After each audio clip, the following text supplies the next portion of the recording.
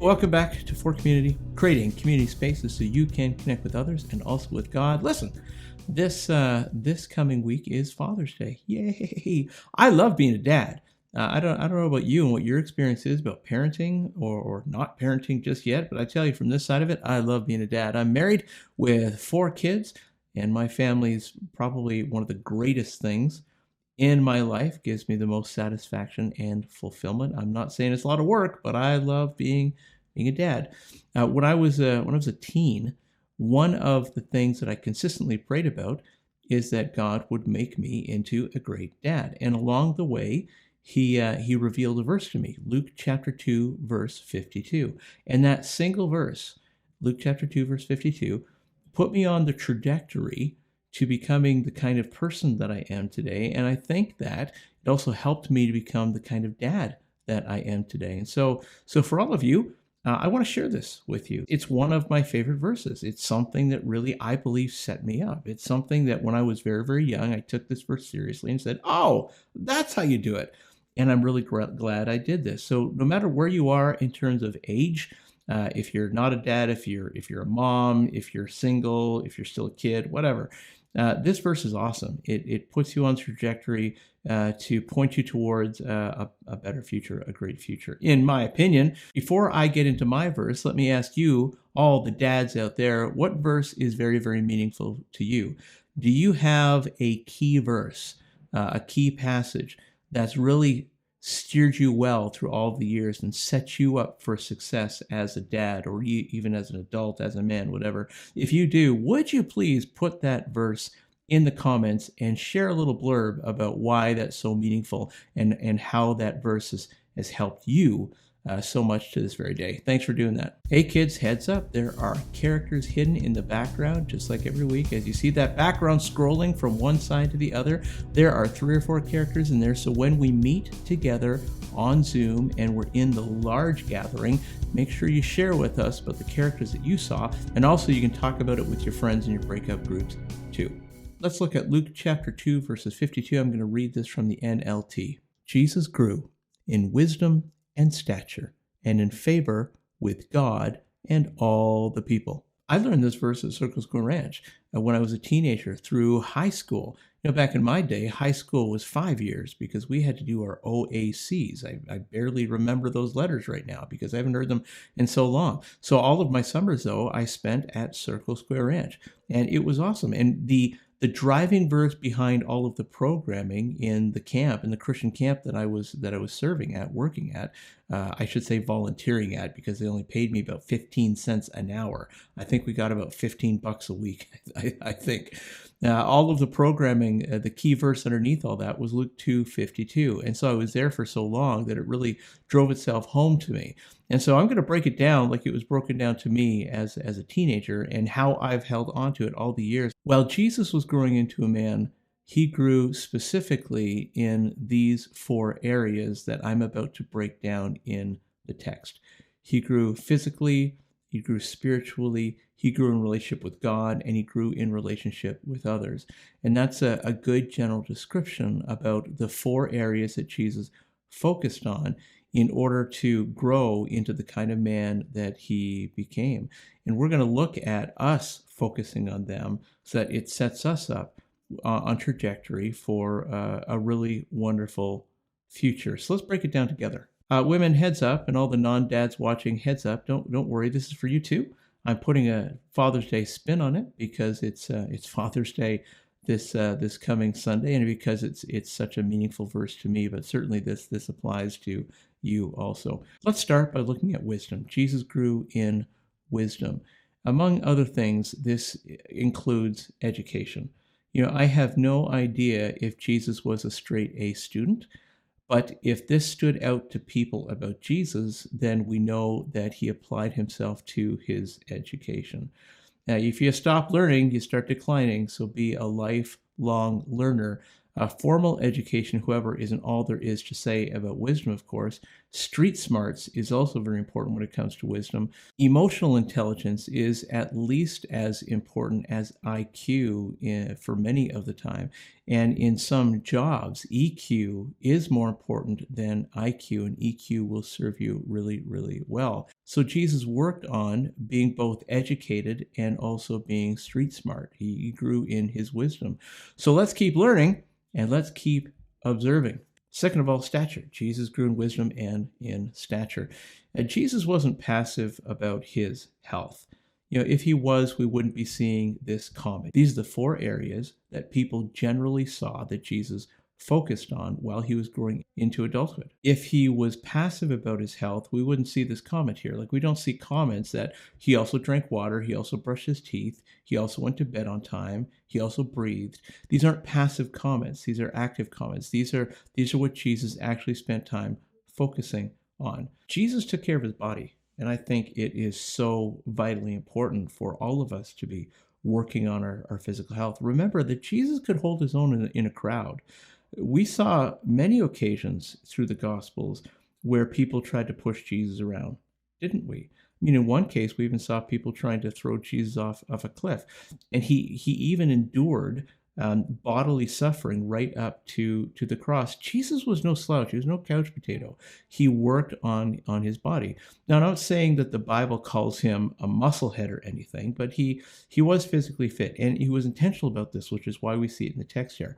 Take care of your body, and it will take care of you, right? That's the principle here, right?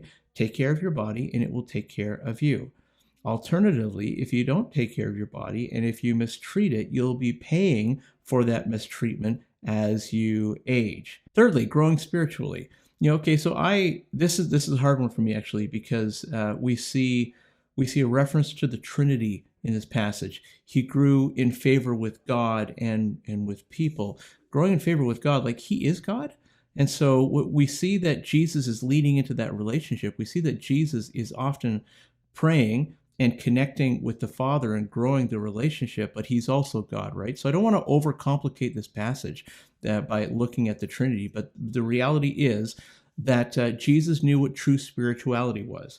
True spirituality wasn't engaging in programs, wasn't volunteering, doing a lot of stuff. It wasn't following traditions. True spirituality is relational. He grew in his relationship with the Father. And for you and I, we need to take note of this, that true spirituality is relational. We need to be leaning into our relationship with God. Press into that relationship with Jesus. Schedule your prayer time. Schedule your Bible reading. Schedule family devotions. If we're not intentional about it, it's just not going to happen. So take some time with the people around you to encourage them to lean into the relationship with Jesus, and also have them encourage you as well to make sure that you're leaning into your relationship with God and connecting with him also. Finally, let's look at growing socially. Jesus grew in favor with God and also with all of the people. We are social beings, and we're not made to be apart for extended periods of time, as a lot of us have learned over this lockdown that we've been in through the pandemic. Jesus was known as someone who generally could fit into his societal context, to flow within it, and generally contribute in a way that grew his relationship with others. He wasn't a bad neighbor. He didn't strike people as somebody who went through the community saying, I don't care what your opinion is, I'm going to do whatever it is I'm going to do, right? He wasn't like that. He generally fit into his social context. And not only, he reached out to people to make friends. That being said, he didn't get along with everyone. He wasn't responsible for how people would receive him. He was just responsible for trying to do his best at reaching out to everyone and loving on everyone, right? Some people rejected him flat out. We see in the Gospels that particularly the Pharisees and those connected to the temple cult really rejected him and really wanted to kill him and even crucified him at the end of the Gospels. So here's my thought about this. Find a way to fit into society in a way that will endear people to you, rather than living in a way that ticks people off. That's just general common sense. However, if people just don't want to like you, then shake it off. because it's not all on you. You know, I took personality theory, and what I learned from personality theory is that people are very complicated, and we don't know why people do what they do because personality theory is so complicated. So do your best, forget the rest. Just do your best to love on people, and it's on them whether they're going to receive you or not. And if they don't receive you, if they want to reject you, just give them space. It's okay. But for your part, do your best to fit into your societal context. Okay, so here's where I think the power of this verse really comes in. It puts us on a healthy trajectory. This verse is thinking about your future.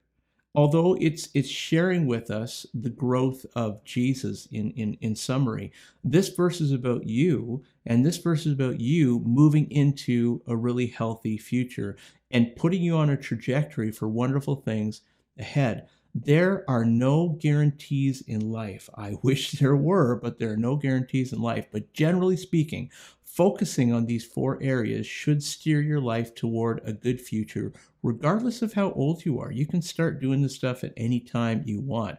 Whether you're trying to be a dad, a mom, work on your career, whatever it is, just work on you as a human being, just whatever it is, you can start this at any time. If we focus on our education, we'll set ourselves up for a future of greater potential than if we simply go skinny in our efforts to get educated. There's no guarantee, but generally speaking, life seems to go better for the educated. So keep on being a lifelong learner. If you care for your body's going to treat you a little better as you age. Care for your body, it's going to care for you. Caring for your body is caring for your future. If you focus on your relationship with God, you're setting yourself up for a better future. I'm not saying an easier future. I'm not saying a lucrative future. I'm saying a better future. Now, what does that mean? Following God steers us away from the things that are going to hurt us along the way, so we avoid a ton of pitfalls and a ton of heartaches by following God. Also, following God helps us to find the things that are really fulfilling for us because God knows us really well. Personality theory is really complicated for me, but it's not complicated for God because he's the one who created us. So focusing on him, following Jesus is going to help you move towards a future where you're going to find fulfillment. And finally, if we focus on finding our place within society and our neighbors around us, we'll have a better time in our future. You know, learning how to navigate relationships with others is fulfilling, and it keeps us out of scenarios where our neighbors are just rejecting us, and we don't want to be that person on the block that nobody wants living around them, right? So do your best to care for the people around you, and they'll in turn likely do their best to care about you too. Let me take a break for a second. If you got something different out of this text, please leave a comment or please bring your ideas to our next 4Community space so we can hear what you have to say. I'm not the only one with a microphone. It's an open mic. Everybody gets a voice. So please, I'd love to hear your take on this verse. So leave a comment or join us and share what you have to say. I got 4 kids. I love being a dad. It's one of the most fulfilling things that's a part of my life. Being a husband and dad are awesome. I think my kids are perfect, and I'll always see them as toddlers, regardless of how old they actually get. It's just, I'm seeing them with dad eyes, right? It's like rose-colored glasses looking at my kids. I'm always going to see them as wonderful. And if you're a dad, you know exactly what I'm saying. You probably think your kids are perfect too, and that's awesome. If you're a dad or one day want to be, let me encourage you with these 4 summary statements here. Set yourself up for the wisdom you're going to need by working on your education and your street smarts. Set yourself up for the physical exhaustion you're going to endure by caring for your body. Set yourself up for the complicated relationship drama you'll experience with your kids and the craziness of teaching them how to get along with others by working on growing your own friendships with the people around you. Finally, set yourself up for all of the why questions that you're going to get and the need of passing along morality and purpose to your kids. You know, leaning into your relationship with Jesus is going to help you answer the hardest questions and guide them toward Jesus. You're going to want to spend eternity with your kids, aren't you? I know I am. We're going to want to spend eternity with our kids. So the best place to prep them for eternity is to prep yourself for it, so you can pass down what you know about Jesus and what that means to you to them. Well, that's it for now. If you're not part of a community, can I please encourage you to join 4Community, where we create community spaces so you can connect with others and also with God, I sure hope you have something to say, because I want to give you a mic and I want to let you say it and connect with others as well. Okay, that's it for now. From me anyways. See you next time.